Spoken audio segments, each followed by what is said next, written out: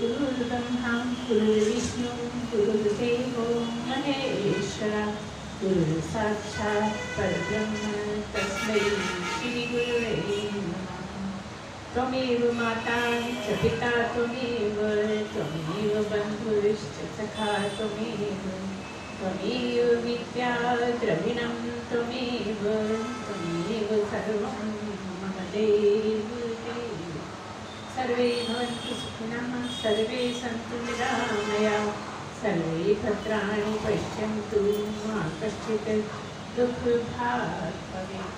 सच्चिदानंद भगवान की जय। सत्य सनातन धर्म की जय। तो एक प्रश्न है, एक प्रश्न तो यह है कि गुरु बताता है कि सब जगह ब्रह्म है, ब्रह्म हर जगह है, ठसाठस भरा हुआ है। तो हमें ये परेशानी लगती है कि जब सब जगह ब्रह्म है तो हमें दिखता क्यों नहीं? हमें दिखना चाहिए ना, हमें तो ढूंढने में इतनी मुश्किल पड़ रही है, दिखता क्यों नहीं? दिखना चाहिए। ठीक है। दूसरा प्रश्न ये है कि ये जो इतने सारे गुरु हैं, क्या सभी पहुँचे हुए हैं? हम देख रहे हैं एक श्रृंखला चली आ रही है और सब अपने आप को सदगुरु कहते हैं। किसी ने, कई लोगों ने बोलना सीख लिया है तो वो कहते हैं कि हम सदगुरु हैं। तो क्या ऐसा है? हमें तो हर बात से ऐसा लगता है कि जगत में ही फंसे हुए हैं। वो तो कुछ गुरु जैसी बातें ही नहीं लगती है, छोटी छोटी बात पे उखड़ जाते हैं। तो हम गुरु कैसे माने? क्या है गुरु वो? सुनिए। सच्चिदानंद भगवान की जय।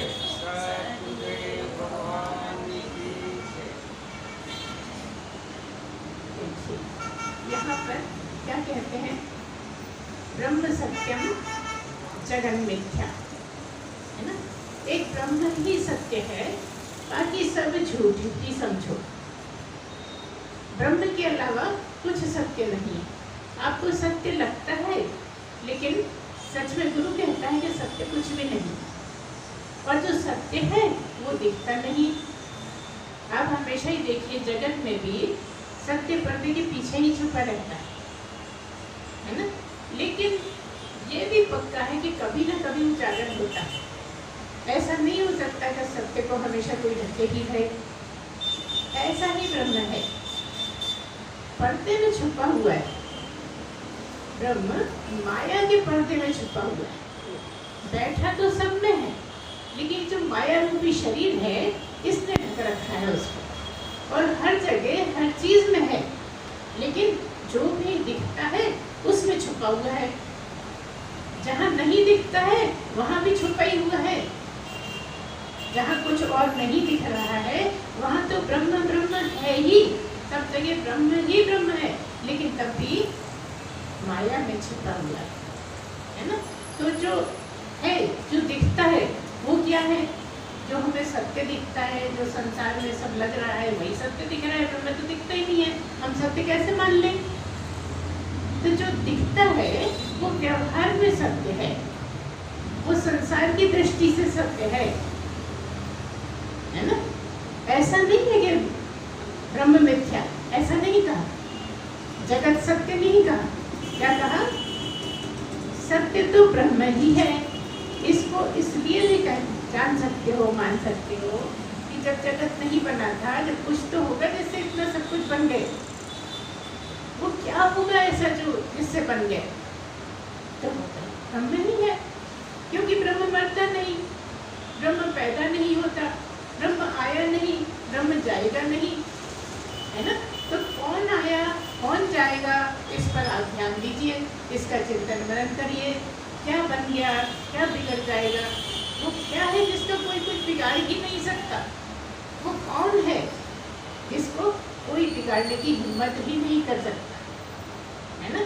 और जब आप इसमें गहन अध्ययन करेंगे, जब आप गहन चिंतन करेंगे, मनन करेंगे तो आप क्या पाएंगे? जो गुरु कहता है कि तू ही ब्रह्म है, क्या पाएंगे कि मैं ही ब्रह्म हूँ। अब मैं किसको ढूंढूं? अब मैं किसको देखूं? अब जो आप हैं, आपको आप कैसे देखोगे? आपको आप कैसे देखोगे? आप कहोगे कि मुझे दूसरे तो देख सकते हैं, दूसरे तो देख सकते हैं। तो जो देख सकते हैं वो माया, जिसको देख सकते हैं वो माया ही और माया में छुपा हुआ है। तो जो बहुत मेहनत करेगा, जो पर्दा हटाने की इच्छा करेगा, वो भी मनन चिंतन से ही पाएगा। क्या मतलब है? अज्ञान का पर्दा हट गया, अविद्या का पर्दा हट गया। जिसका अविद्या अज्ञान का पर्दा हट जाएगा वो उसको देख पाएगा। और कैसे देख पाएगा? इन स्थूल चक्षुओं से देखेगा नहीं, वो ज्ञान की आंखों से ही देखेगा। जो गुरु बनाता है आंखें, उसी से ही देखेगा। वो क्या है? वो समझ की आंखें हैं। वो इस तरह की आंखें नहीं है जैसे हमारे आँख नाक कान है। वो समझ की ही आंख है, और इसलिए आंखें नहीं कहते, वो आंख है, मतलब तीसरी आंख। जब शिव तीसर नेत्र उघाड़ा, है ना? कब दिखता है? शिव को भी जब समझ में आया सत्य, जब तीसरा नेत्र खुल गए। तो आप इन दो नेत्रों से कैसे देखोगे? ये दो नेत्र तो संसार देखने के लिए, यहाँ पर व्यवहार देखने के लिए, यहाँ पर जो माया रूपी चीजें हैं उनको देखने के लिए ये वाले नेत्र मिले हैं। और ये वाले नेत्र भी जल जाने हैं। आप सोचिए, यहाँ भी आप ध्यान दीजिए कि जो नेत्र हैं, जो नेत्र एक दूसरे के देख सकते हैं, वो भी जब तक असली नेत्र हैं, मतलब सूक्ष्म शरीर के हैं, तभी तक ये देख पाएंगे। और जैसे ही वो प्रस्थान कर गए तो ये नेत्र बेकार है। जैसे चश्मा पड़ा रह जाता है, जैसे कोई चला जाए और चश्मा टेबल पे पड़ा रह जाए, ऐसे ही ये आंखें भी पड़ी ही रह जाती हैं। फिर दूसरी आंखें मिलनी है उसको, इसलिए क्या कहते हैं इनको? गोलक। ये जितने भी आंख नाक कान हैं, इनको गोलक बोलते हैं, नेत्र नहीं बोलते हैं। नेत्र तो वो सूक्ष्म शरीर के साथ चले जाते हैं। जो 10 इंद्रियां हैं वो सूक्ष्म शरीर के साथ चली जाती है, मतलब जीव, जो 19 तत्व जीव हैं उसी के साथ रहते हैं और उसी के साथ आते हैं। ये मात्र चश्मा है, इस चश्मे के पीछे से देखते हैं। कौन देखता है? शरीर, जीव देखता है ना? जीव देखता है मतलब क्या? जीव में क्या है? आत्मा है, ब्रह्म है ना? तो सब कुछ है तो ब्रह्म ही, हर जगह ब्रह्म ही ब्रह्म है। और ब्रह्म को देखने के लिए ज्ञान की आंखें चाहिए। ज्ञान की आंखें गुरु धीरे धीरे बनाता है, धीरे धीरे आप में वो बनती जाती है। और बिना आपकी मेहनत के नहीं बन सकता, आपकी बिना एकाग्रता के नहीं बन सकता। कितना भी ज्यादा कोशिश करें, चाहते रहें, उपास रख लें, बरसों तपस्या करते रहें, लेकिन जब तक आप पुरुषार्थ इस तरह का नहीं करेंगे चिंतन मनन का, तब तक वो ज्ञान के नेत्र नहीं खुल पाएगा। जो ज्ञान का नेत्र है, तीसरा नेत्र है, जो आज्ञा चक्र पे माना जाता है, वो कब खुलता है? जब आप स्वयं उसके लिए मेहनत करते हैं, तभी खुल पाता है। दूसरा प्रश्न भी इसी से मिलता जुलता ही तो है कि भाई ये जो बने बैठे हैं वो क्या सचमुच के हैं? तो आप पहली बात ये समझ लीजिए कि गुरु तो बहुत सारे हैं। अभी कुछ दिन पहले ही कुछ हमने बोला था इसके बारे में कि बहुत सारे हैं, लेकिन सबकी स्थिति अलग है, सबकी अपनी अपनी स्थिति है। लेकिन कौन है सदगुरु जो पीक पॉइंट पे पहुंच गए? हिमालय पर तो बहुत लोग चढ़े, लेकिन कोई थोड़ी ऊंचाई पे जाके लौट आया, कोई ज्यादा ऊंचाई जाके मर गया, है ना? कोई कहीं ऐसे बहुत से लोग चढ़ते रहे, लेकिन जिसने चोटी को छू लिया, जिसने चोटी पे जाके झंडा फहरा दिया, वही पहुंच गया। ऐसा ही यहाँ पर जो पीक पर पहुंच गया, बस वही वापस नहीं आता। और पीक पर पहुंचते पहुंचते इतनी तपस्या हो जाती है, इतनी ज्यादा तपस्या हो जाती है कि गिरने का चांस नहीं रहता, नहीं तो लगातार गिरने का चांस बना ही रहता। जो ये आप कहते हो ना कि इतना गुस्सा करते हैं, इतने गलत काम होते रहते हैं और वो बने बैठे हैं, तो ये कैसा है? ये तो अन्याय जैसा लगता है हमें। लेकिन नहीं, हमारे समाज को ज़रूरत है, हमारे समाज को कुछ तो, अगर कहीं सदगुरु नहीं मिल रहा, सदगुरु की संख्या ही इतनी कम है कि अगर ये गुरु नहीं होंगे तो समाज का काम ही नहीं चल सकता। समाज का काम तो ज़्यादातर नकली गुरुओं से ही चल रहा है ना। अब ये उनकी ईमानदारी पर है कि वो कितना प्रकट करते हैं, कितना छुपाते हैं, अपनी अपनी ईमानदारी है। और जो पीठ पे पहुंचेगा वो पूरे ईमानदार होएगा, वही पहुंचेगा। जो सत्य पे चलता होगा वही पहुंचेगा। जिसने अपने गुस्से को कंट्रोल कर लिया है वही पहुंचेगा। बहुत सी चीजें, आप सारी चीजें लगा लीजिए, और यही तपस्या है, यही पुरुषार्थ है। जिसने इतना सब कर लिया वही पहुंच पाएगा। अब आप लोग, हमने तो गुरुओं को गुस्सा करके भी देखा है। हाँ, जो असली गुरु होगा गुस्सा तो करेगा, क्योंकि उसके पास बहुत से शिष्य हैं, उनको भी ठीक करना है, डांटना भी ऐसे आसानी से सुनते नहीं है। कोई भी मनुष्य आसानी से नहीं सुनता है, तरह तरह से डांटो तो भी नहीं सुनता है, बुरा भला कहो तो भी नहीं सुनता है। तो ऐसा जब होता है तो वो नकली गुस्सा करता है। सच्चा गुरु असली गुस्से में नहीं आता, तमतमाता नहीं, वो अपने काबू में रहता है और जितना जरूरत होता है उतना बोलता है। कड़वे से कड़वा भी बोल सकता है, डंडा भी मार सकता है, पानी भी डाल सकता है, लेकिन सदा हुआ रहता है। अंतर ये है कि एक नकली गुरु और असली गुरु अपने अपने स्थान पे बिल्कुल अलग अलग हैं। वो एक बार शुरू हुआ तो कुछ भी कर सकता है, बिना सोचे समझे कर सकता है, आँख खुल जाए, नाक खुल जाए, कुछ भी हो जाए, ऐसा नकली गुरु करे। असली गुरु ऐसा नहीं करेगा, क्योंकि असली गुरु जागृत है। जो जागृत हुआ है वो कैसे करेगा? तो ये सब समझने की बातें हैं, बहुत सारे हैं, कोई कमी नहीं है, सब जगह है। लेकिन ये भी सच है कि जिसका गुरु जितनी ऊंचाई पर है उससे आगे कोई ही जा पाता, उससे आगे नहीं जा पाते। जैसा गुरु है जिसका आप मन से चाहते हो वो उससे आगे नहीं जा सकते। इसलिए जब तक सतगुरु नहीं मिलेगा तब तक ज्ञान प्राप्त नहीं हो सकता। ये पूछा है ना कि ज्ञान प्राप्त किसको होता है? आप 10 गुरु बना लो, कितने भी गुरु बना लो, उससे कुछ काम नहीं चलना है। जब तक जागे हुए गुरु से श्रद्धा पूर्वक नंबर 1 पे रख के नहीं सुनोगे तब तक नहीं जान सकते, क्योंकि उसमें ही श्रद्धा होना जरूरी है। ठीक है, मैंने बना लिया, गलती से बना लिया, मैंने बना लिया, मैं नहीं जानता, लेकिन अब जो गुरु मिला वो सही है। अगर ये आपको पक्का हो जाए कि ये सदगुरु है, पूरी जानकारी हो जाए और आपकी श्रद्धा भी चरम सीमा की हो और अंदर प्रेम भी बहुत जाता, तब समझो परमात्मा से प्रेम हुआ। और जब परमात्मा से प्रेम हुआ तो परमात्मा स्वीकार कर लेता है ना। परमात्मा से प्रेम करना ही तो बड़ा मुश्किल है। तो गुरु तो माध्यम है, परमात्मा को प्रेम करने के लिए एक सदगुरु मिला है जिसको आप प्रेम कर सकते हो।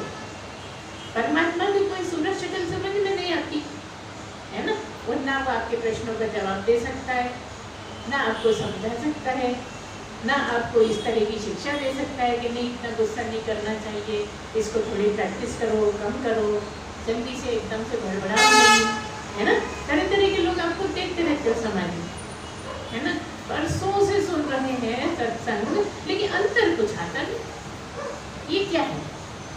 मनोरंजन चलता है, सत्संग का मनोरंजन चलता रहता है, और अपने आप अंदर में सोचते हैं कि मैं तो बहुत महान हूँ, मैं सत्संग सुनने वाला हूँ।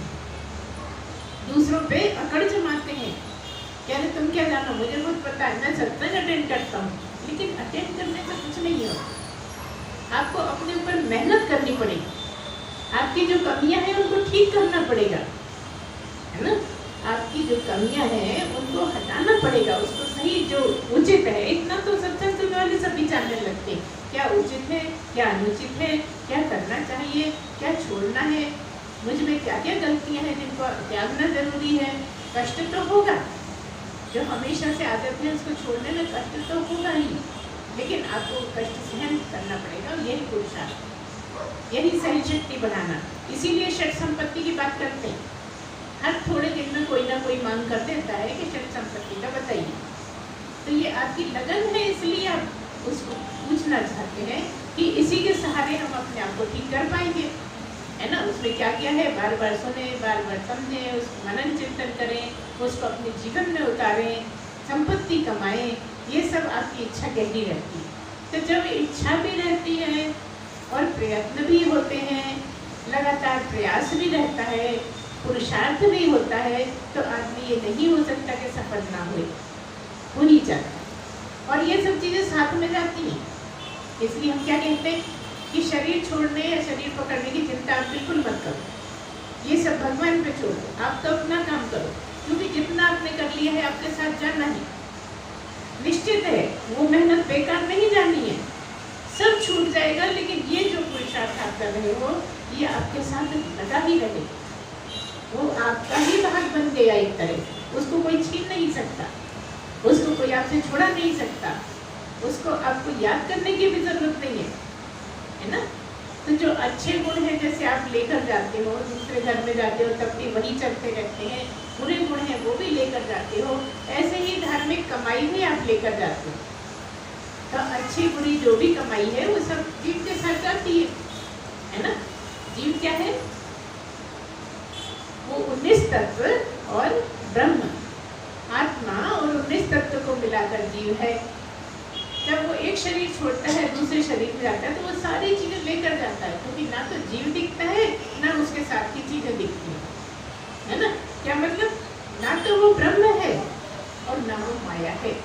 माया दिखती है, ब्रह्म बिल्कुल नहीं दिखता, लेकिन ये बीच की चीज है, क्योंकि इसे ब्रह्म है वो बिल्कुल नहीं दिखता, लेकिन कुछ ऐसी चीजें हैं जो लेकर जाता है और काम होने पर छोड़ देनी पड़ती हैं। वो क्या है, जैसे आपने कहीं आपको नदी पार करनी है तो नाव में बैठे, नदी पार कर ली, अब क्या करोगे, नाव लेके जाओगे घर, छोड़ के जाओगे ना। तो जब आपका काम बन गया तो वो सब छूट जाती है। ऑटो आपने पकड़ा, स्टेशन से घर आए, अब घर आ गए, अब क्या ऑटो पकड़ रहे हो, पैसे दोगे, जाने दोगे, है ना। ऐसे ही यहाँ पर ये सब गुण जितने भी आप सीखते हैं, जानते हैं, प्रैक्टिस हो जाने के बाद और ब्रह्म तक पहुँच जाने के बाद, ब्रह्म हो जाने के बाद ये सब आपके छूट जाते हैं। इसीलिए कहते हैं बस ब्रह्म ही ब्रह्म बचता है और कोई बचता ही नहीं। आपको वो दिखता तो सब रहता है, सब इंद्रियाँ दिखती रहती हैं, जैसे हमें वैसे ही दिखता है, और इतना ज़्यादा एक से दिखता है कि हमें फर्क ही नहीं लगता अपने में और गुरु में। कुछ तो फर्क दिखता होगा ना, देखने में ना दिखता हो लेकिन समझ से तो दिखता होगा कि नहीं। वो उसकी प्रैक्टिस है, वो जो जीवन भर उसने मेहनत करी है वो प्रैक्टिस है जो सबको नहीं दिखती। बहुत से लोग तो गुरुओं को भी गाली देते हैं तरह तरह की, उससे कुछ फर्क नहीं पड़ता गुरु को। आप ये सोचो कि गुरु इतनी गाली खाता है, गुरु गाली खाता ही नहीं। जो सदगुरु है उसको किसी की कोई गाली नहीं लगती। तो क्या हो जाता है, जो गाली देता है वही फंस जाता है। कोई बुरी भावना भी रखेगा सदगुरु की तो वही उसमें फंस जाता है, उसको उसका कर्म भोगना पड़ता है। जो कर्म भोग है वो जो करता है गड़बड़ उसी को भोगना पड़ जाता है। और कई बार ऐसा भी होता है कि जो गुरु ने गलत काम किए हैं उसका जो फल मिलना है वो उसके चिढ़ने वालों को मिल जाता है। देखो कर रहा है ये और वो करना पड़ रहा है दुश्मनों को। ये तो बड़ा न्याय है भगवान। न्याय है क्या न्याय? क्या लगता है? कर रहा है गुरु और भोग रहे हैं उसके चिढ़ने वाले, जलने वाले। तो क्या है ये है न्याय ही, क्योंकि वो गलत जगह भावना रख रहा है इसलिए उसका फल मिलना है उसको, है ना। गलत भावना जब रख रहा है कोई सदगुरु के साथ तो उसको भोगना तो पड़ेगा। और इसीलिए कहते हैं कि जैसा भी गुरु हो, किसी का भी गुरु हो, आप उसके लिए भावना गलत मत रखो। असली हो नकली हो आपको क्या करना, आप तो उससे भी कमाई निकाल करके ले जाओ, है ना। मान लो कोई नकली गुरु भी है तो फिर क्या फर्क पड़ता है ये बताओ। अब बहुत सारे लोग हैं ऐसे जो गुरु को चाहते रहे, बहुत मानते रहे, बहुत चाहते रहे, लेकिन बाद में पता लगा कि गलत निकल गए। अब उसकी सजा उनको मिल रही है, आपको क्या तकलीफ है? आपने तो कमाई कर ली ना, आपने तो अपनी भावना में सच्चा गुरु समझ के उससे कमाई की ना, ली। वो है ना बीच में जो बैठा है, जो देता है, वही आपको सब दे रहा है। ना तो गुरु देता है, ना कोई और देता है। गुरु इसलिए देता है क्योंकि वो ब्रह्म ही है, और फल देने वाला भी ब्रह्म ही है ना। और ब्रह्म कुछ करता नहीं, यही तो बुद्धियां हैं यहाँ पर। अभी के अभी कह दिया कि वो कुछ करता नहीं, और अभी के अभी कह रहे हैं कि वो फल देता है। तो ये सब क्या है?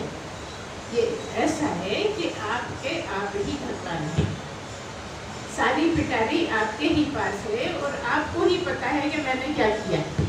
भले ही जन्म बदल गया है, नया जन्म ले लिया है, लेकिन तब भी आपको कहीं सब कॉन्शियस माइंड में ये बैठा है कि मेरे क्या क्या कर्म पड़े हैं, है ना। इसलिए आप ही उसके जिम्मेदार हैं, आपको ही सजा देनी है। और इसलिए शरीर छोड़ते ही आप बहुत ईमानदार बन जाते हैं। चाहे आप जीवन भर झूठ बोलते रहे हैं, जीवन भर गलत करते रहे हैं, मरने से पहले कितना भी गलत सोच लिया है, लेकिन जैसे ही शरीर छोड़ोगे बिल्कुल ईमानदार। ये कैसा खेल है? अरे भाई, जीव तो वो का वही है ना। जब शरीर छोड़ने से पहले गलत था तो बाद में भी होना चाहिए, नहीं जब शरीर पकड़ेगा तो फिर वैसे ही हो जाएगा। कैसा हो जाएगा? जैसा इस शरीर में था उसी स्थिति में नए शरीर में जाएगा। मतलब क्या है कि शरीर रहते ही बदलना पड़ेगा। शरीर छोड़ के कोई नहीं बदल सकता कि हम तो मरने के बाद बदल जाएंगे, कोई संभावना नहीं। क्योंकि शरीर के साथ ही सारी गड़बड़ियां हैं, शरीर के साथ ही गलतियां होती हैं। तो शरीर लिए हुए ही आपको सारी प्रैक्टिस करनी है। एक शरीर में अगर आपने कोई अपनी आदतें बदल दी हैं, तो अगले शरीर में जब जाएंगे तो वो बदली हुई आदतें लेके जाएंगे, है ना। आप इस पर चिंतन मनन करना, और फिर प्रश्न उठता है तो बिल्कुल उठाइए। तो क्या निष्कर्ष निकला कि जो पूर्ण हो जाता है, पूरी तरह से पूर्ण हो जाता है, पीक पर पहुंच जाता है, टॉप पर पहुंच जाता है, वो फिर सतगुरु है, उसको कोई हिला नहीं सकता। और जब तक थोड़ी भी दूरी बच गई है तो बहुत चांस है गिरने के, बार गिरने के चांस। इसलिए जन्म रखो लग जाते हैं कि चलते तो बड़ी मुश्किल से थोड़े ऊपर है और गिर जाते हैं ज़्यादा। जहाँ कुछ चूक हुई, भूल हुई, गलत किया गया, फिर गिर गए। इसकी इतना आसान नहीं है कि थोड़े दिन सुना और लगे कि हम तो हो गए। नहीं, अगर जन्मों से सुनते आए हो तो पहली बार सुन के भी हो सकता है। अगर पूरी तैयारी है और इसी जन्म में होना है तो 5 साल के बच्चे को पहली बार सुन के भी हो सकता है। हो सकता है कोई बहुत ज़्यादा बड़ा गुंडा हो, बहुत ज़्यादा खराब हो, सत्संग के कांटेक्ट में नहीं आया हो, और वो पिछले जन्म में उसने बहुत सुना हो, 1 सेकंड में जाग सकता है। ये आपको बिल्कुल सही नहीं लगेगा। मेरे बाबू को इतना खराब था, हम तो नहीं मानते कि वो जाग सकता है। नहीं जाग सकता है, क्योंकि इतने दिन वो भटकन रही, इतने दिन उसने गलत काम कर लिए, लेकिन जैसे ही वो पुराना जो खाता था जैसे ही खुला काम हो गया, क्योंकि थोड़ा सा बचा था बस। तो जैसे ही सुनता है तो हो जाता है। इसलिए यहाँ जगत में बड़े अजूबे हैं। लोग बहुत कमेंट करते रहते हैं इस मामले में। कई लोग तो अड़े रहते हैं, नहीं हम नहीं मानते, तुम्हारे मानने नहीं मानने से कुछ फर्क नहीं पड़ता, है ना। क्या है कि किसी का दूसरे का मानने नहीं मानने के चक्कर में ही मत पड़ो। आप तो अपना प्रयत्न करते रहो, अपने आप को उठाते रहो, क्योंकि आप जितना गलत सोचोगे आपके कर्म बनेंगे, है ना। आप किसी दूसरे को कमेंट करने का आपको क्या हक है? किसने दिया है? पता। आप तो अपना देखो कि हम कहाँ खड़े हैं, हमें क्या कमी है। इसलिए हम हमेशा क्या कहते हैं, जब भी आपको किसी में कमी दिखे तो सबसे पहले अपनी तरफ देखो, क्या मुझ में भी वो कमी है। बहुत लोग आपको ऐसे मिल जाएंगे कि खुद में कमी होते हुए दूसरे को वही बात दूसरों को बोलते रहते, जबकि बोलने से पहले अपने में देखना है क्या मुझ में तो नहीं है। हम तो कहते हैं अपने में नहीं है तो भी आप बोलने के हकदार हैं। और है क्या असलियत कि अपने में पहुंच जाता है तो भी वही बात जो हम गलत कर रहे हैं, दूसरे को डांट डपट करते रहते हैं, दूसरे को परेशान करते रहते हैं, दूसरे को दुखी करते रहते हैं। अब अगर जानता है कोई आपका परिचित है, साथ रहने वाला है, उसे क्या पहले खुद को तो ठीक कर ले, फिर मुझे करना ठीक है ना। कहेगा ना भले डर के मारे बोले ना, लेकिन जानता है कि भाई ये तो मेरे से ज़्यादा बहुत बड़ा वाला है, ये अपने को तो ठीक करता नहीं, मुझे जब देखो तब टोकता रहता है। इसलिए आपकी वो और प्रगाढ़ भावना होती जाती है, क्योंकि अपने को नहीं देख रहे, आप जगत को देखने में लगे हो, मतलब जगत में ही फंसे हो, है ना। तो आप हमेशा इस बात का ध्यान रखें कि मैं कहाँ खड़ा हूँ, मुझे मनुष्य जन्म मिला है तो मुझे क्या करना है, मुझे क्या करना चाहिए, मैं क्या कर रहा हूँ, इस पे सबसे पहले दृष्टि जरूरी है। नहीं हम तो गुरु हैं, हम तो कुछ भी करेंगे, ऐसा नहीं चलता। गुरु है तो मर्यादा में रहता है, जो भी गुरु हो गया है वो मर्यादा में रहता है। और बहुत बार तो इस तरह से भी मर्यादा में रहता है, ये गलत तरफ जा रहा है तो उसको लगता है कि नहीं लोग क्या कहेंगे, इतना ऊंचाई पे जाकर भी उसको लगता है ऐसा कि अरे मैं ऐसा करूंगा तो फिर दूसरे क्या करेंगे। इसलिए कृष्ण ने कह दिया कि अब मुझे करने को कुछ नहीं बचा, अब मुझे न कहीं झुकने की जरूरत है, न मुझे किसी की पैर छूने की जरूरत है, न किसी मंदिर में झुकने की जरूरत है, न कहीं झुकने की जरूरत है। लेकिन तब भी मैं इसलिए झुकता हूँ कि ताकि दूसरे लोग झुकते रहें, कि जब कृष्ण झुकते हैं तो मुझे तो झुकना चाहिए। इसलिए गुरु करता है। मंदिरों में जाके कई लोग तो हमसे यहाँ तक कह देते हैं कि अरे आप ज्ञान के हो, आप ज्ञानी हो, फिर आपको मंदिर में जाके क्यों भगवान के सामने खड़े होना है, क्यों करना है। इसलिए करना है ताकि जो श्रद्धावान है वो लगे रहे। नकल करने में तो बहुत जल्दी करते हैं लोग बिना सोचे समझे। हमें कुछ नहीं करना, बिल्कुल सही है, लेकिन दूसरे सही रास्ता बनाए रखें, क्योंकि नकल करने, गुरु की भी नकल करने लगते हैं। इसलिए ये भी कह दिया गया है कि कृष्ण की नकल मत करो, कृष्ण का ज्ञान लो, कृष्ण से ज्ञान लो, कृष्ण ने जो कहा है वो करो, कृष्ण की नकल नहीं करो। नकल किसकी करो? उसके लिए राम का जीवन है, नकल करने के लिए राम का जीवन है, सीखने के लिए, सीख लेने के लिए, ज्ञान लेने के लिए कृष्ण का है। कृष्ण का जीवन नहीं है सीखने के लिए। और कई लोग जीवन को लेके कहते हैं हमने भी तो 16,108 करी थी, अब हमने 2 कर ली तो सब क्यों चिल्ला रहे हैं? अब तुम 10 कर लो, तुम तो और पीछे की तरफ जाओगे ना। और उनने किस तरह की करी, क्या भावना थी, क्या गहराई थी, वो तो आप जानते ही हो। बस कृष्ण ने ऐसी की थी, हम भी करेंगे। अभी दूसरे लोग चिल्लाते रहे, वो तो नहीं जानते। आपके धर्म को तो आपको जानना चाहिए ना, आपको तो गहराई में समझना चाहिए क्या मतलब। कृष्ण ने ये कहा कि रास रचाने के टाइम जितने हैं सब में मैं बैठा हूँ। बताओ, जितने लोग थे उसमें किसी में क्या कृष्ण नहीं थे? कोई एक भी ऐसा होगा जिसके अंदर भगवान नहीं होंगे?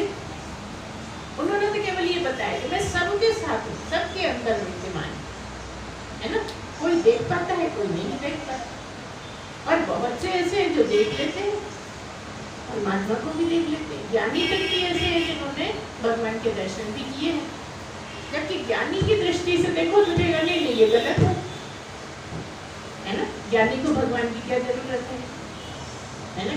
ज्ञानी तो नहीं देखने वाले को पूछता है, और पूछता भी नहीं है, वो तो खुद ही है।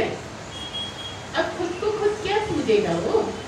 वो समझ गया कि मैं क्या हूँ, काम खत्म है ना। इसलिए इसको बड़ी गहराई से समझना पड़ता है, हर चीज की गहराई में जाना पड़ता है। इसलिए कहते हैं कि हर बात की जड़ में जाओ, बीच में मत चिल्लाओ। थोड़ा किसी बात को गहराई से समझो, जानो, और तब भी बोलने में 10 बार सोच लो तब बोलो। हर कुछ नहीं बोलना है, कौन कैसा है, किसका क्या है। अब किसी का मान लो आश्रम बन गया है, अब कोई ना कोई तो संभालने वाला चाहिए ना। हमारे गुरुदेव जी हैं, अब गुरुदेव के यहाँ कोई ना कोई तो उस आश्रम को, इतने सारे आश्रम है, और कुछ आश्रम तो गुरुदेव के ही अंदर में है। अब उनको तो संभालने के लिए कोई ना कोई होगा। बहुत सारों को दे दिया कि तुम संभालो, तुम संभालो, तुम संभालो, सभी जागे हुए थोड़ी हैं। लेकिन देखिए यहाँ हम फिर एक बात बता कि जो जाग गया है, जो पूर्ण गुरु है, वो भी महामंडलेश्वर है, और जो आश्रम संभाल रहा है वो भी महामंडलेश्वर है। कंफ्यूज नहीं होना। अब कोई कहे आपके पास तो आश्रम तक नहीं, आप महामंडलेश्वर कैसे? नहीं, हम महामंडलेश्वर बिना आश्रम के। सारा मंडल, सारे मंडल का जो ईश्वर हो महामंडलेश्वर। तो इसीलिए गुरुदेव ने कह दिया कि तुम सब कुछ लिख सकती हो, जो मैं लिख सकता हूँ वो तुम सब लिख सकती हो अपने नाम के पीछे। देखिए कुछ ना कुछ तो बात होगी ना, तभी क्या होगा। इसलिए सब चीजें दो हैं यहाँ पर। एक संत है असली जिसमें बरस गया, एक संत मतलब सन्यासी, एक वो है जिसमें परमात्मा बरस गया। और एक वो है जिसने हवन की क्रिया करके संन्यास ले लिया। दोनों सन्यासी हैं। एक भले ही रंगीन कपड़े पहनता था, कितने शानदार कपड़े पहनता था, चमकीले कपड़े पहनता था, लेकिन परमात्मा बरस गया, सन्यासी हो गया। उसको जरूरी नहीं है बस कपड़े पहनना, वो तो हम पहनने लगे हैं, जबकि पहनना कोई आवश्यक नहीं है। कुछ भी कपड़े पहने सब तरह से स्वतंत्र है। लेकिन जिसने पहले सन्यास ले लिया है वो सन्यासी होकर बरसने के बाद भी कपड़े नहीं बदल सकता, और दोनों सन्यासी हैं। ऐसे खेले इसको कैसे समझेगा एक साधारण आदमी? इतनी ऊंची ऊंची बातें, इतनी उलझी हुई बातें हर एक की समझ में नहीं आती, इसलिए तरह की बातें करते हैं। बातें करना कोई ऐसा ही नहीं है। बड़े सोच सोच के परेशान हो के लोग करने लगते हैं बातें। उसके बदले समझना चाहे, कोई सच्चे गुरु के पास जाके पूछे, प्रश्नों का समाधान करे तो बात सुलझ जाए। लेकिन जिसके जो मन में आता है सब कहते रहते हैं। आपने सुना होगा कि कई बार लोग कहते हैं, किसी धार्मिक स्थलों पे भी कहते हैं कि आप तो वानप्रस्थ आश्रम में चल जाइए, हम आपका करवा देंगे संस्कार। कई बार कहते हैं कि आप तो संन्यास ले लीजिए, हम आपको संन्यास दिला देंगे। तो जिसको हवन करके सन्यासी बनाया गया है, उसको नियम पालन करने के लिए कहा गया है, तो क्यों किया है कि वो असली संन्यास तक पहुंच पाए। लेकिन बोलना कोई आसान तो है नहीं। वो जो सब शपथ दिलाई जाती है उसको ही नहीं निभा पाते, फिर वैसे जीवन में आ जाते। वो सब कस्में एक तरफ पड़ी रह जाती।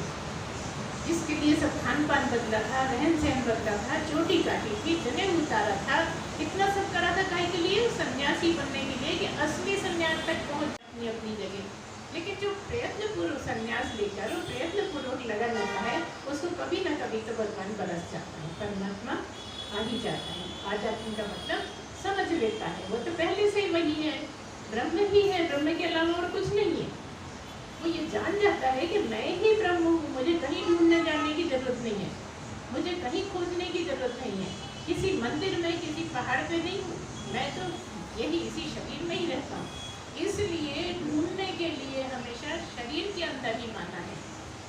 जब ढूंढोगे तो अपने ही शरीर में ढूंढो, अपने अंदर एकाग्रता करो, जो अंदर बैठा है उस वाले की तरफ ध्यान दो। जगत वाले से नहीं ढूंढ पाओ, उसको नहीं ढूंढ पाओगे। जगत वाले में आप कितना भी लगे रहो, मंदिरों में जा जाएंगे, आप नहीं ढूंढ पाओगे, मूर्ति में नहीं ढूंढ पाओगे। इस मूर्ति में ढूंढ सकते हो जो आपको शरीर दिया हुआ है भगवान ने। यही भगवान की बनाई हुई मूर्ति है, यही इसी में उसने पर्दे में रखा हुआ है, तो इस पर्दे में मिल जाएगा।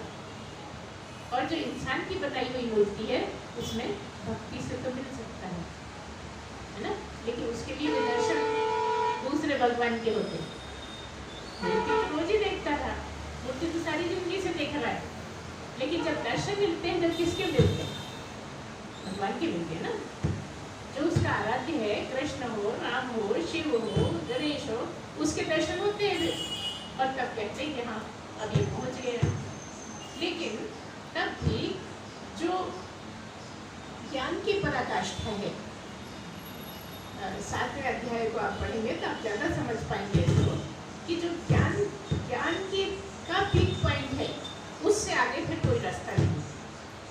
आखिरी पॉइंट बस वही है कि मैं ब्रह्म हूँ। लेकिन ठीक ठीक समझ में आ जाए और इतनी ऊंचाई पे चला जाए जहाँ से वापस आना संभव नहीं हो, तो ऐसा कोई विरला ही होता है, कभी कभी होता है। जैसा अभी कहा ना कि एक ही है और बहुत से नहीं है, ये बिल्कुल सही है, मानो या ना मानो, कभी कोई एक हो जाता है।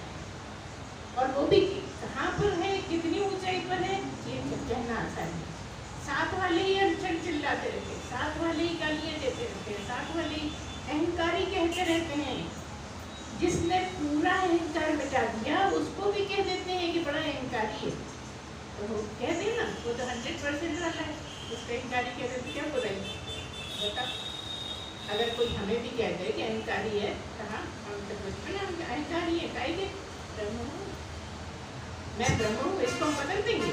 आप हमें अहंकारी कहोगे तो हम ये कहने लगेंगे मैं ब्रह्म नहीं हूँ। भाई ब्रह्म है तो है, तुम्हें समझना है तो समझो, अहंकारी हमें क्या फर्क पड़ता।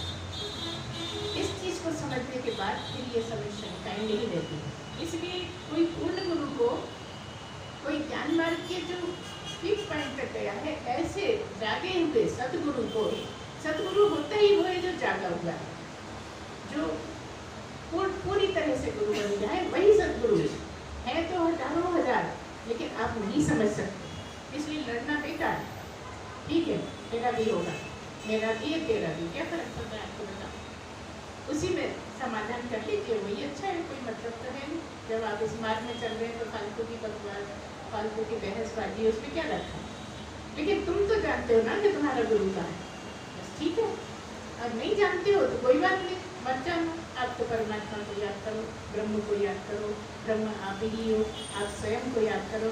आप किसी दूसरे को तो कह ही नहीं रहे ना, कोई दूसरा हो तो सब बुराई दिख जाए। अभी आपको अपने में बुराई दिखी है, किसी को भी अपने में बुराई दिखने लगे तो सारा ठीक हो जाएगा ना। अपने में बुराई किसी को नहीं दिखती। तो वो आप वो शुद्ध तत्व हैं जहाँ बुराई होती ही नहीं। बुराई सारी पर्दे में है, गंदा पर्दा हो रहा है, पर्दे को धोना है। आप तो पूर्ण शुद्ध ही हैं, आप में कहीं कोई कमी है ही नहीं, क्योंकि आप शुद्ध बुद्ध नित्य मुक्त भी ब्रह्म ही है, आत्मा ही है, परमात्मा ही है। आप में खराबी हो ही नहीं सकती, कोई आपको मैला कर ही नहीं सकता। जो मैला है वो पर्दा मैला है, जो मैला है वो आपकी माया है ना। माया तो है ही ऐसी, बेवकूफ बनाने के लिए है ना। तो जो माया को छोड़ते जाते हैं, जो प्रयत्न कर करके धीरे धीरे माया से अलग होते हैं, और जो हो पाते हैं, जो माया में कोई आसक्ति नहीं रखते हैं, जो माया को एकदम आसक्ति विहीन कर देते हैं, वो ब्रह्म में ठहर जाते हैं, क्योंकि वो स्वयं ही ब्रह्म है। वो अपने में ही ठहर जाते हैं।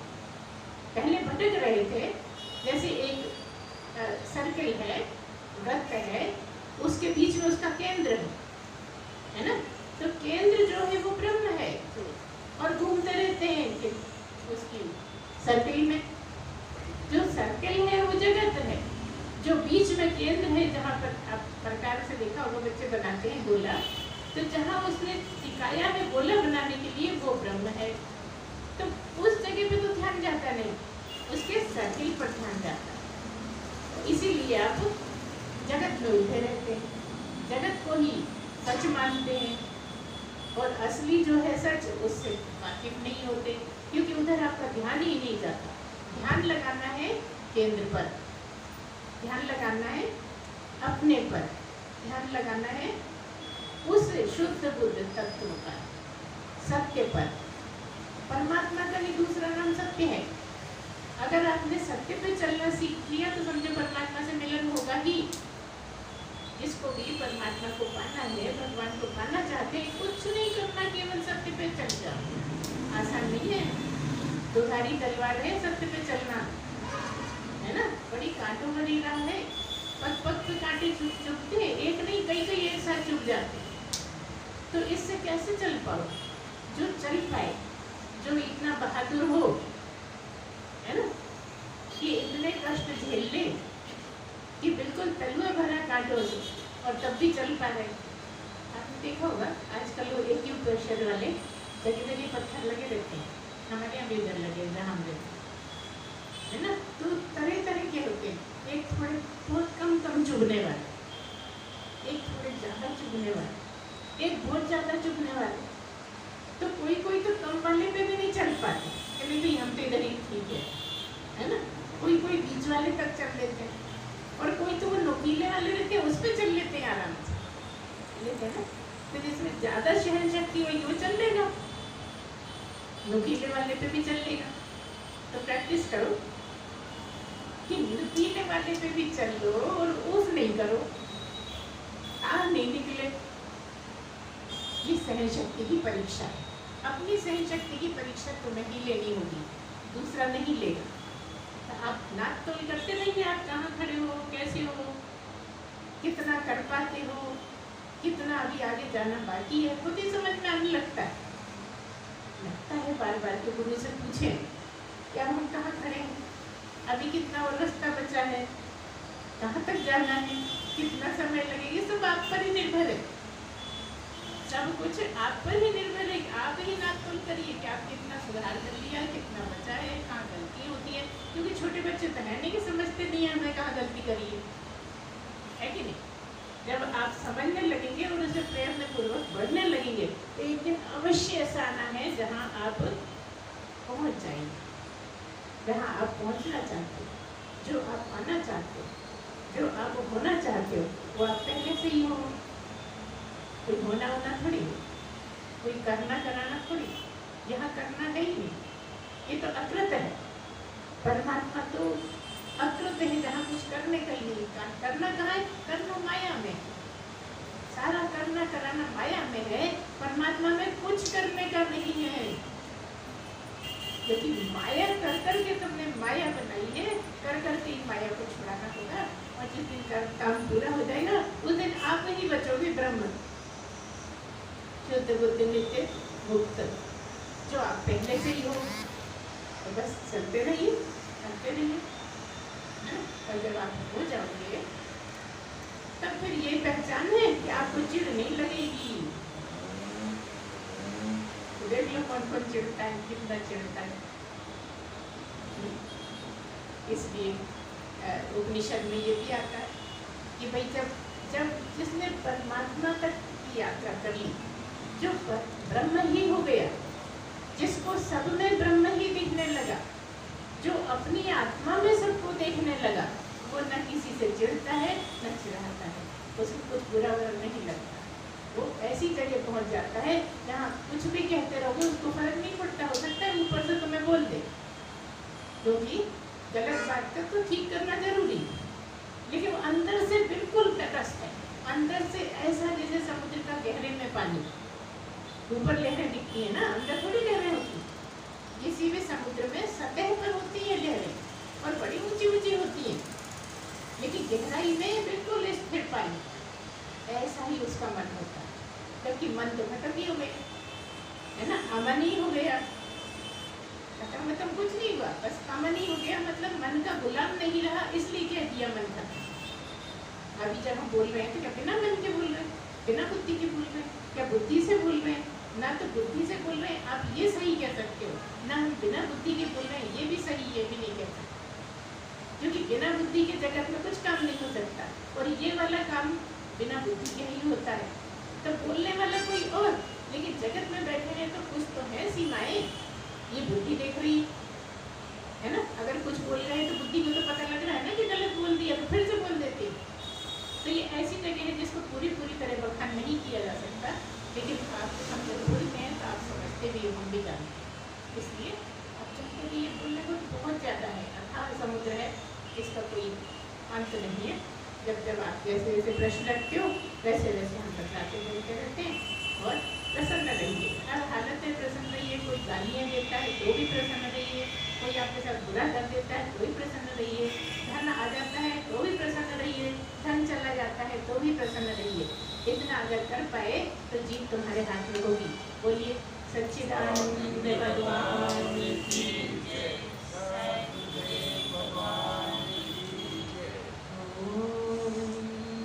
पूर्णमदः पूर्णमिदं पूर्णात् पूर्णमुदच्यते पूर्णस्य पूर्णमादाय पूर्णमेवावशिष्यते। ओम शांति शांति शांति। सच्चिदानंद भगवान